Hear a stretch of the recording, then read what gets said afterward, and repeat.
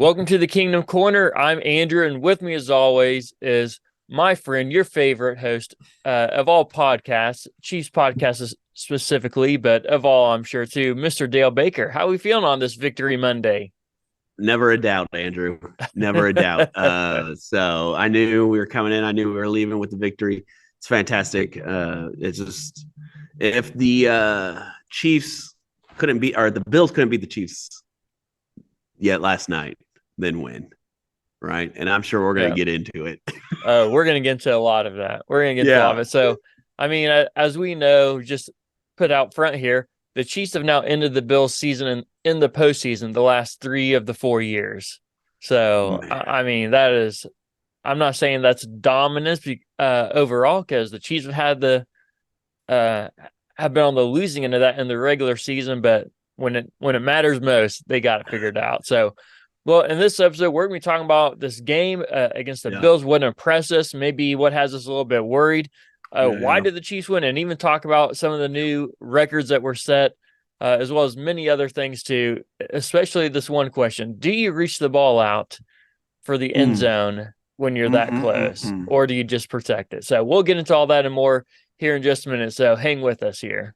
Mahomes looks to throw it. Pump faking right side. He wants it. A comeback cut. It is caught by Kelsey. Touchdown! Kansas City. The game is over. The Kansas City Chiefs are champions. How about those Chiefs?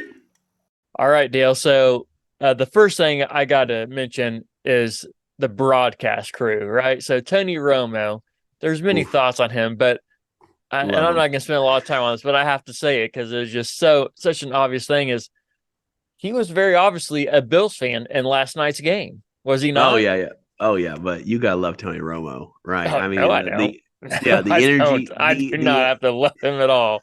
I the mean, energy. you feel free to do that all you want. Oh yeah. I do not have to love him. I think well, I'm not going to bash him too much, but I'll just leave it at this. He was very obviously a Bills fan last night, and as a broadcaster, you're supposed to be neutral. Right, So, but none of these guys are neutral. I well, mean, all none of these them guys. are, but Tony Romo just puts it all out there for you without saying it. Just basically Yeah. says, "Well, I'd be really worried if I was a Chiefs fan right now, or man, Oh yeah, watch Josh Allen here, watch what he's going to do." And yeah, he yeah, used to try to predict all those plays. And then after he got out of the yeah, locker room for a year or two, he started missing on all those guesses. And yeah. so I think he's relied on his past success a lot for his broadcasting career, just like his NFL career. So we won't get into that too much, though. Oh man, yeah, you're Cowboys. Shots You're fired. You're Dallas Cowboys, man. Come on, don't be hating on them. Hey, not Yeah, a Cowboys fan here. I know. But you and CD are attached to the hip Yeah, now forever. okay. Well, I don't know about that, but apparently you're the hater of him, though. That's for Well, sure. I heard this funny joke about the Cowboys. You know why Yeah. they're America's team? Why is that? Because they watch the Super Bowl home just like America. There you go. So, there you I go. like it. So, like but yeah, I love Tony Romo. I love his energy. I know he's just. I think there's like this fatigue, if you will, with the Kansas City Chiefs right now. Unfortunately for the national media. I mean, we kind of live in our silo, our bubble, where like we talk nothing or we listen nothing but Chiefs, and so like, but a lot of people they don't Oh no, appreciate the Chiefs like we do. I know. I agree with you. Most Yeah, of yeah, the nation is tired of the Chiefs. I mean, you can say now that you can understand what the Patriots fans were going through all those years oh when yeah, they were winning the yeah, Super yeah, Bowls, and we were like, okay, anybody but the Patriots. And now yeah. it's become that way about the Chiefs. Right. So, and So we'll get more into yeah, maybe let's why talk some of about that that. is. So, Yeah. but let's jump to this Bills game, right? So, first off, what impressed you about the Chiefs win against the Bills? And as such, the first game that Patrick Mahomes has played in the playoffs on the road, if you don't include the Super Bowl, which we do, Right. but to the Yeah. national media world, they don't Right. for whatever reason.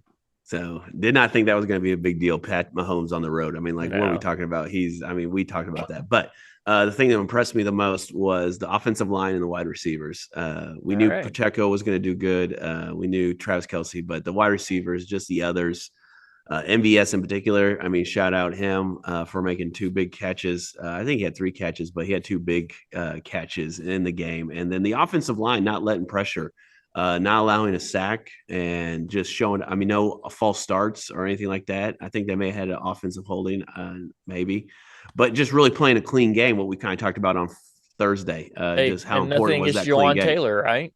Nothing. Yeah. I mean, so like just getting it right. And so, I mean, like we're going to need that here going on. So for sure. Yeah. Well, and not to harp on Jawan Taylor's we had before, Yeah. but I'll just repeat it once again. I still think that they picked on him a little more than anybody else, whether they Right. want to admit it or not. So, Yeah. yeah, I agree. No sacks is huge, right? The Bills had the Yeah. 7th sack rate in the National Football League during the regular season. So, holding the number 7 sacking team in the league to 0 sacks is huge. Yeah. I mean, Huge. that's massive, right? And so, then you also the thing that impressed me too about this victory was not just the 0 sacks, but also how the Chiefs called their game. Right. So Yeah. Andy Reid Yeah. is notorious for just like, let's just throw the ball. Let's just throw the ball. We'll run it a few times just so we can say we ran it. Right. But other than that, we're not running the ball. We're throwing the ball. And so I think they have adapted very well to just the personality of their team and the players on their team. To their credit, we've said, before, even years before, just the knock on Andy Reid is he gets so set on what he wants to do that he doesn't adapt to his offense very well, right? Like he might adapt how he throws the ball, but he's still going to throw the ball. And now we're seeing that he's actually adapting to run the ball. And, they didn't abandon the run the whole game, so it was really good to see they had a very balanced attack. I mean, we did not do the homework, but I would be curious to know if that was the least amount of times Pat Mahomes has thrown the ball in a game. Well, 23 attempts. It's definitely going to be up there. Definitely going to be up there. So 23 pass attempts and 24 rushing attempts. So that was a very well-balanced team right there. Yes, very well balanced. So Pat had a great game. We can talk about that. I mean, just the fact averaging 9.3 per pass, which is impressive, which is quite a bit higher than what his season average was. I think his season average was somewhere around 4 or 5 yards. And so to bump that up that much is pretty impressive for Pat. So, yeah, kudos. Hey, I'll take it. So, what about the flip side? What has you worried about this Chiefs team? Maybe moving forward, or maybe even just about the game itself? Yeah, our run defense. Oh, by far, right? Yeah, our run defense. Yeah. So, and you got to throw in there too. So the Chiefs were the number 2 sack team in the league this year. So right behind the Baltimore Ravens, they had the most sacks, and they also had 0 sacks in this game. So, and I understand Josh Allen can be an elusive guy, and he's a really big guy to bring down, but they didn't hardly even have a chance to sack him. Like they got a few pushes and hits on him here and there, but they were getting no pressure on them to sack him, even if the opportunity would have been there. So they gotta do something about that. So, and I think they will. I mean, Chris Jones, for them, I mean, he had a few big plays here and there, right? But for a guy who wants to be paid $30 million a year or whatever he wants, right? I mean, you got to get something going here, right? Yeah. So, and I'm not saying he has to do something every play, but you got to affect the game in some way if you're going to be getting that kind of money. Right. Yeah, definitely. And so, I don't know what, I mean, we kind of talked about a couple weeks ago or a couple episodes ago about just the fact that we have the defense, it feels like, to stop the run. Yeah. But for whatever reason, we cannot. And so, we're going to have to get it. We're going to have to figure it out this week, though, I would think. Oh, man, for sure. Yeah, we'll talk about more in a second. But the other thing that has me worried or had me worried about this last game is McCole Hardman, right? Oh, I mean, whether they counted in the stats this way or not, the guy had 2 fumbles and lost one. He was lucky his teammate recovered the first one for him to save him, right? But then the second one came in a crucial part of the game where the Chiefs had a huge stop on the fake punt, right? Yeah. Huge stop there. So, and we'll kind of talk about that more in a second too, I'm sure. But huge stop there. The Chiefs are driving. They have a chance to go up by 2 possessions, right? 2. First and goal from like the 2 or 3 yard line. And now if they hand it off to McCole Hardman, because apparently Isaiah Pacheco, they thought, you know what? I know he's in the game, but let's let him rest his legs while he's in here. So makes no sense. Yeah. But anyways, they give McCole Hardman the ball, trying to do one of those jet sweeps over there. And as he's falling down, trying to reach the ball out, fumbles the ball out of the back of the end zone. As soon as they showed the replay, I was like, oh yeah, that's a fumble, unfortunately. I thought it looked now I'm no referee or I'm no expert, but I thought it looked too close to overturn. Well, I thought it was very close, but I was looking, like, if I'm being completely unbiased here, Yeah. I think that's a fumble. I think it was Yeah. moving before he hit. It wasn't completely moving, but it was moving before Yeah. anything hit the ground. And so, So I anyway, mean, that's yeah, huge. So you got to, huge. the one thing I will always say is that your first goal, your first thing all you're trying to do when you get into the red zone is protect Yeah. the ball. Because Right. once you're in the red zone, you should be getting points either way, whether it's 3 or 7. You want 7 for sure, but you want to protect the ball and not walk away with 0 points. And Yeah. that's exactly what McCall Hardman did not do. Did not protect the ball, trying to stretch it out, got it knocked out, Yeah. and as the NFL rule goes, it goes through the back of the end zone and the other team gets it. There So, you go. so 2 questions here for you then. Start All with this right. one. If you were the coach, maybe you player, however you want to look at it, what do you coach your guys to do when they're running the ball towards the end zone? Are Yeah, you I teaching think them, say, hey, reach for it, try to get it, or are you saying just tuck it in and live to fight yeah. another down? Situations are situational, right? And so I think that I live by that. And so different, all things are different. So you got to know where you're at in the game. What is the most important thing? And so even Travis Kelce had a similar play, but I mean, he held on to the ball and protected the ball. So I think you saying that it was first and goal is the clear and obvious. You get to live to play another down, right? So hold on the ball, and then you're inside the 1 yard line. You get 3 more chances, basically, to get the ball, 6 inches into the end zone. And so I think that would be the one thing you coach the guys like, hey, it's first down. Just know your situations, what's happening, where we're at in the game. It would have been huge to go by 10 points there in that game. So, and especially because I think then, but also maybe, Josh Allen, then they thought they could run the clock out and run down and score at the end or tie it or whatever. I don't know. But definitely would have changed the game and how it was played. And so, yeah, absolutely. absolutely. Would have played to our strengths, our defensive strengths, passing, our pass coverage. So, yep. So do you like that rule of the fumble going out the back of the end zone, the other team getting it? I don't understand why that's a rule. Yeah. Like, I don't understand, like, why does the other team get it, or why can't you back them up? The team that no clear recovery or no chance of recovery, or like if it wasn't intentional in the sense that, like, I'm tossing it ahead so that it would go in the end zone. Like, why are we giving it? I'd love to read the rule. It's just a unique little wrinkle that the NFL has that makes it different, right? I mean, you can make the same argument about why does the other team get the ball if you get a safety? Why can't you just have it down right there? Right. So it's a wrinkle in the game that makes it fun. Right. So I'm kind of for it, but if anything, if they were to change it, I would not say you get the ball at the 1. I'd say you get the ball at the 25 or the 20. Right. Yeah. So first, second goal, whatever it would have been, but you get it back to the 20, 25. But if it were to change at all, I'm kind of okay with it. I heard on the podcast with Jason and Travis Kelce, they talked about this a few weeks ago, and they both kind of agreed. It says, hey, we like it. It just makes it kind of unique for the NFL versus other sports and stuff. They all have, every sport has something that's kind of a little bit unique to them. It doesn't maybe quite make sense to the casual fan, but it's just a unique wrinkle in it. So it's just one of those things for the NFL. So, all right, let's talk about this. Why did the Chiefs win this game? What did they do to pull out the victory? They had a plan. I think that was the biggest thing. They knew what they were going to do. The defense, bend don't break kind of mentality where they were bailed. I mean, I think stopping them on that first drive was huge for a field goal.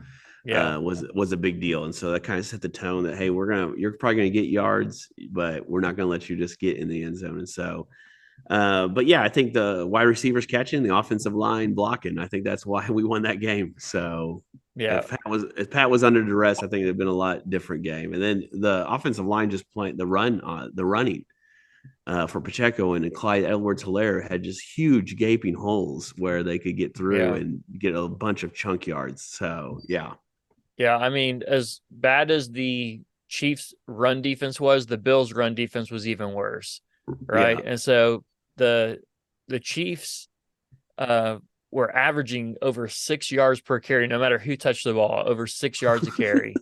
And 6.1 if you want to be exact, and the Bills averaged 4.7. So, wow. man, that is huge difference right there. I know 4.7 is still quite a bit, but man, giving up over 6 yards a touch is big.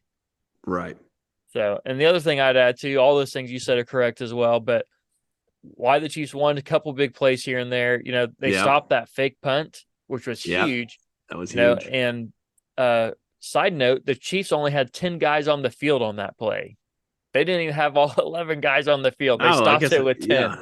Wow. So there you go. Even better. So, but the other thing you could also point out to a few big key mistakes by the Bills. And if this would have gone the Bills' way, you could have said the same thing about the Chiefs too, such as the fumbles we talked about and other things. But so the obvious thing is the missed field goal at the end. That was huge, right? Heartbreaking. It was heartbreaking. So, but Allen missed a wide open receiver. I think it was Shaqiri, right, in the back of the end zone on that final drive. He's open and just the ball fell about 5-10 yards short of him. I mean, he was under a little bit of duress there. Once again, not sacked, maybe not even close to being sacked, but just trying to rush that throw and didn't quite get it there. So missed him. Here's an interesting stat for you about another man, Josh Allen, about his passing. So Allen threw 16 balls behind the line of scrimmage and completed all 16 of those, which is tied for the most such completions since they started tracking those stats 7 years ago. Okay. So beyond the line of scrimmage, he was 10 for 21. So only completed 47% of his passes beyond the line of scrimmage. Wow. And of those completions, only 2 of those completions were completed beyond where the first down markers were. Wow. So but 2 of his completions were not even would not have had first downs if they would have been stopped right where they caught it. Yeah, I think that's telling. Who's their OC? Joe Brady? Joe Brady, is that it? Sure, I'll go with that. Okay, the new Bills OC that's been the OC for 7 games. I think that showed you what they think of Josh Allen, right? Well, I think it also showed you what they think of the Chiefs' pass defense too. Right. Okay, I think it's a little bit of both, but yes. Let's make Josh Allen a game manager, and he's going to use his legs. I mean, that's exactly what he did. And I mean, they've had so many plays. I just pulled it up. I think they had. Oh, I just had it. Where'd it go? Talking about total plays, they had 78. Yeah, 78. The Chiefs 47.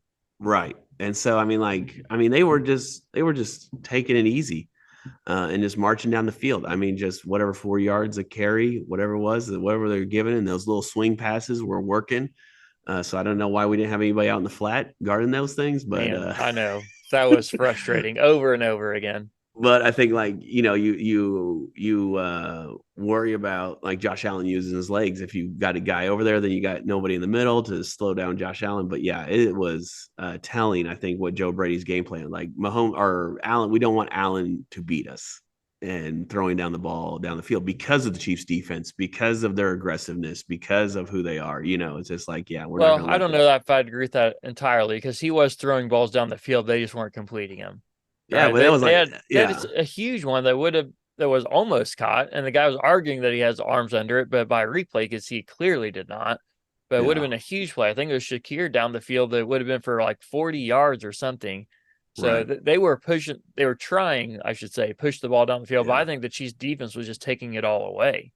Yeah, so, and I think a lot of that was the that was late, like that, almost like not desperation time, but like getting there, like getting close. We got to make a play. We got to get going. And so, that was definitely late in the game. But I think I would credit the Chiefs defense more than I would say is their game plan, though, just because I think the Chiefs defense is smothering receivers where he can't throw the ball to those deep shots, even though they want to, because it's just not there.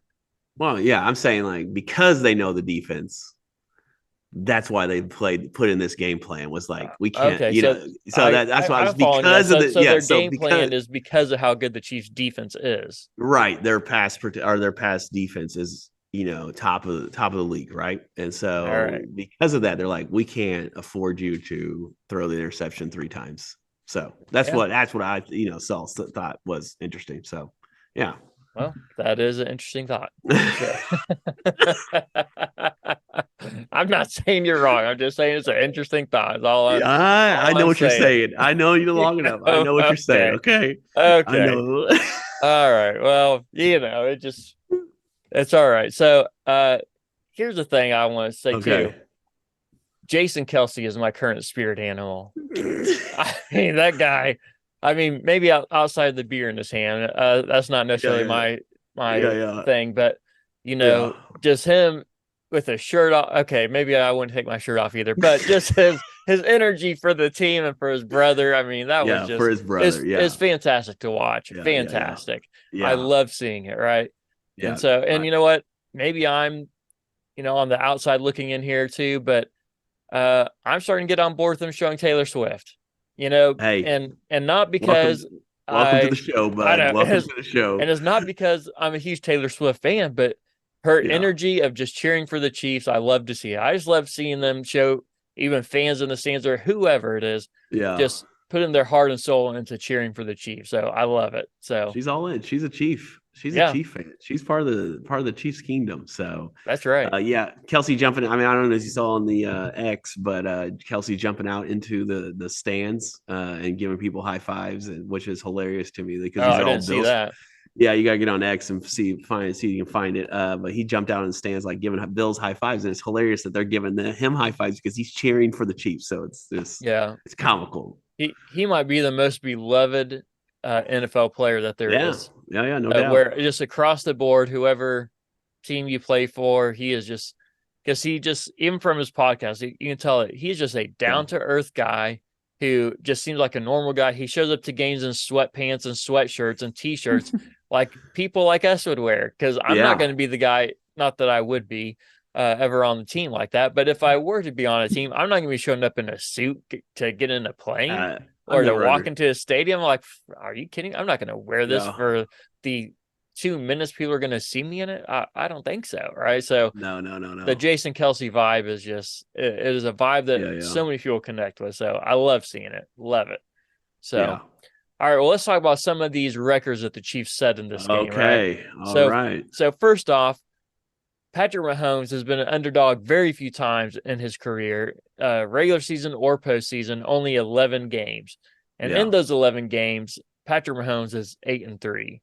So that is a very high percentage. The most wins and the highest percentage win by anybody in NFL history as far as quarterbacks go. I think Lamar Jackson is actually second on that list in games that he is the underdog in. But all that to say this, and we learned something that we already knew, but maybe the NFL world had forgotten, that Patrick Mahomes once again proved in this Bills game, Patrick is still Patrick. Yes. Yeah. No matter who his receivers are, who's on the field with them, Patrick is still going to do Patrick Mahomes things. Yeah. So it's like it doesn't matter who's in the backfield, who's his wide receivers. He's just going to drag them to the AFC Championship game. I know. And that's all he does. That's all he does. 6 years starting, six. I'm sure we're going to talk about this, but 6 AFC Championship games. That is mind blowing to me. Yeah, well, let's jump in. So this is the 6th straight AFC Championship game that Patrick Mahomes and the Chiefs have been in, all with Patrick Mahomes as their starter. The only team that has a longer streak, and it's obviously not an active streak anymore, but was the New England Patriots. They went 8 straight years. So wow. And even of those 6 for the Chiefs, they've hosted 5 of those. This will be the first one they've played on the road. So, and like you said earlier, I don't think playing on the road is going to, it does make a difference. I'm not saying it doesn't, but when it comes down to it, those guys are still going to show up and play hard and give just as much effort in those road games as they would at home. Yeah. And they looked locked in, don't they? The Chiefs, they just looked locked in, ready to go, ready to like, hey, let's figure this. We got this figured out. We've been here before. Let's just do it. Hey, honestly, that might be the best their offense has looked all year. Yeah, that may be. I know that's wild to say. Yeah, wild to say. I'll be honest. I was struggling to think, man, their defense might hold, the Bills to, a lower score to maybe even 20 points or whatever. But I wasn't so sure how many points the Chiefs offense could put up. So, and if they would have scored that touchdown where McCole Hardman fumbled the ball, they would have scored 34 points. right? Wow. Pretty easily. So that would have been very impressive. So, Yeah. but either way, still got the win. We'll always take that. So, and then in this game, Travis Kelce scores 2 touchdowns from passes from Mahomes, which makes him and Patrick Mahomes they gives them the record for the most postseason touchdowns by a duo in the NFL with 16. Yeah. So, and keep in mind, as you just pointed out, this is only their 6th season as Patrick Mahomes is their starter playing together. Right. So, and it's possible they could get a couple more even next week. I'd be all right with that. So, just add a little more to that record, pad it a little bit. So, but here's something I want to point out too. So, did you hear what the offensive tackle for the Bills said before the game? Did you hear that this week? I did not hear that. One thing he said, probably in their press report or press conference or whatever it was, but Bills offensive tackle Deion Dawkins, this is the quote he said. Quote, Pat has never been to the Bills Stadium in full effect. He has no idea what our fans even look like. Good luck. End of quote. Oh. So that's what he said about Patrick Mahomes and the Chiefs coming into the Bills Stadium. And after the game, Patrick Mahomes posted a picture on the old Instagram with just in quotes the 2 words, good luck. So all I have to say is you don't want to give Patrick Mahomes any more material. I think we know by now that he lives off that kind of stuff when people start doubting him and saying they can't do this or can't do that. Yeah. I mean, that just gives him the fire to just keep going out there and keep doing it. And so, and as you point out earlier, if this is supposed to be the Chiefs' down year, their rebuilding year, I mean, especially a few games into the year, we're like, okay, well, these receivers can't catch. They're not figuring it out. Well, rebuilding year, right? If this is supposed to be that year and they already made it to the AFC Championship game, good luck. Yeah, good luck. There you go. Yeah, definitely. It's good luck, man. I think Pat Mahomes saw those Bills fans, those dirtbag fans, throwing snowballs at him after the game. I mean, man, my no goodness. joke. Well, because I have think a little class, Buffalo. I think we were at that game where it had snowed before, and they were kicking people out for throwing snowballs on the field. And I think there was an announcement over the PA that, like, if you get caught throwing snowballs, you are going to be kicked out of the stadium for the game. And so I just didn't that one almost that hit MBS, it did hit a Bills player, and so I know it's like all for fun, but these guys are already dealing with enough. They don't need stuff flying out of the stadium hitting them as they're so I don't know. I think sometimes people forget these guys are still human too, right? So as much as we want to jump on these things of how much of a fan we are, how much we love our team or don't like this other team. I mean, when it comes down to it, all these guys are still people and we need to treat them with the respect they deserve, right? Even for people that play for the Broncos, who I might not like the Broncos, but I'm still not going to throw objects at any other player or anything like that. And I think that's the thing is it's a game, right? It's not life and death. I mean, it's not it's not going to ruin your life if the Chiefs lose or if the Bills lose or whoever loses, right? It's next day, right? So we can't be that much wrapped, even though we love the Chiefs and we're fanatics about the Chiefs. Like, we can't be so just let it control our lives. I think that's the most important thing to remember. Oh yeah, absolutely. So after seeing that guy crying on national TV when the Bills lost, I mean, I've never cried. Okay, you know what? I can understand that. They're trying to beat. I mean, I've never cried over a Chiefs loss, but I understand. There you go. I understand why somebody would, because they just love their team so much. So I don't fault them or any fan for doing that. So especially when you think it's supposed to be your year, you think, okay, we finally got Mahomes and the Chiefs in our building. We're finally going to be able to get past them in the playoffs, and then Mahomes just ripping your heart out and saying, "Not today, sir. Not today." So I understand why they would be a little upset with those things. But to your point, I still agree that football is not the most important thing in life. And we need to remember that it's still just a game. It's just still entertainment, if nothing else. So you can still love it, be all in for it, be a fanatic fan. We are too. We're right there in the boat with you.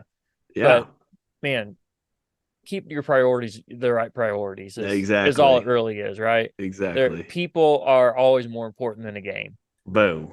There you go. So, all right. So, real quick, as we finish up this episode here, initial thoughts on the Ravens. Whew, So that's who we man. play this next week, and we'll have another episode before that game, kind of digesting that game and what we're looking for and so forth. But that game is going to be played Sunday afternoon at 2:00 Central Time, where we are here. So There you go. initial thoughts on the Ravens? All right. So I think, and I know we talked earlier, but this probably changed my thoughts even 30 minutes later. But playing the Bills, the way the Bills played was perfect for us to play Lamar Jackson. Oh, really? So what did the Bills want to do? They wanted to run. They wanted to control the clock. You have a running quarterback. And I think it gave our team, the defense in particular, like, oh, this is what it's going to be like next week. And I think there's going to be a lot of film that you're going to be able to look at and be like, okay, how do we play? How do we do this? What do we need to adjust? And I think it was Spags with the week of making adjustments for that. I think it's going to be great. Now, what worries me is that the Ravens defense is pretty stout. Yes. They are. That is the biggest difference, is they're good on both sides of the ball. Yes. And so they're the number one seed for a reason. I'm not saying that, we say it all the time, any given Sunday can happen. A team can be beat, but yeah, I think that defense flies around, and they're big. They're big guys, and they fly around. They make you pay when you catch the ball. So that's probably what concerns me the most. Lamar Jackson and that defense. How about you? What concerns you the most? Man, I'm going to say the run defense as well. So yeah, I don't necessarily think that I want to see. I mean, yes, it did maybe help prepare them a little bit, seeing Josh Allen run a little bit. Big difference between Lamar Jackson and Josh Allen. Lamar Jackson is much faster, but Josh Allen is much bigger. Yeah. So if you can catch Lamar Jackson, it'll be easier to bring him down, but you got to catch him first, right? Yeah. So, man, hopefully Willie Gay will be healthy and healed and ready to go, because he's a fast linebacker, and if we can have him spying on Lamar Jackson, that would be great. So, and if he can't, these other linebackers, they'll fill in, but there's not quite as fast and move quite as quick as Willie Gay. So hopefully he'll be healed and ready to go. But yeah, the biggest thing for the Ravens is stopping the run. Yeah, and that's what we know the cheat code. I mean, we've said it for years now. The way to beat Lamar Jackson is make him beat you with his arm. And I think if you can make him beat you with his arm and he beats you, you shake his hand and say, man, heck of a game. That's right. So keep him in the pocket. Yeah. Don't let him escape, and put pressure on Lamar Jackson. That's you do those things, you will win. You will win the game if you do that. Now, simple as that. Easy to say, hard to execute. So, and we'll talk more about that in our next episode. But those are our initial thoughts heading into this game Sunday against the Ravens. So, thanks for joining us this episode of the Keenum Corner. Make sure you like, subscribe, leave us a review. That really helps us out a lot. So, not kidding. Go to our website or wherever you're listening to this at. Leave us a review. Share this with your friends. Help us get this out to all the good people out there in the world. So, thanks for joining us in this episode of the Keenum Corner. This episode is brought to you by Oh Hey Threads, where a portion of every purchase goes to support missions all over the world with super soft tees, super soft hoodies.